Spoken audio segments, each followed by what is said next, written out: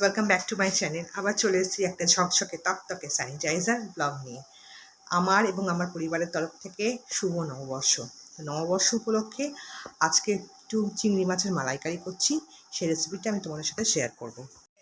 আজকে হচ্ছে চিংড়ি মাছের মালাইকারি করব। তার জন্য চিংড়ি মাছগুলোকে ভালো করে ধুয়েছি, চোখলা ছাড়িয়ে নুন আর হলুদ দিয়েছি।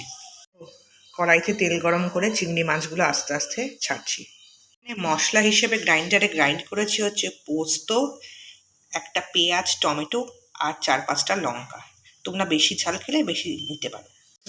একটা একটা করে সব চিংড়ি মাছ দিয়ে দিচ্ছি, এইভাবে ভাজা হচ্ছে। তো এগুলো লাল লাল করে ভাজা হচ্ছে, মাছগুলো একদম লাল লাল করে ভাজতে হবে।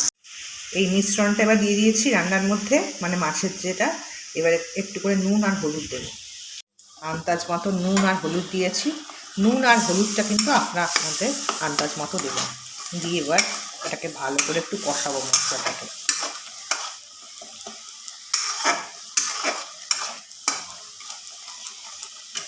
দিয়ে আস্তে আস্তে মাছগুলো দিয়ে দেবো।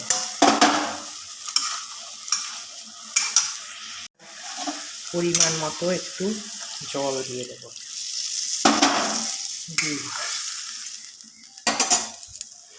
আমাদের চিংড়ি মাছের মালাইকারি প্রায় রেডি। ঠিক আছে, ফুটছে। চিংড়ি মাছের মালাইকারি তৈরি। ঠিক আছে, লাগলে প্রতিবারের মতো প্লিজ সাবস্ক্রাইব করো, শেয়ার করো এবং অবশ্যই কমেন্ট করো।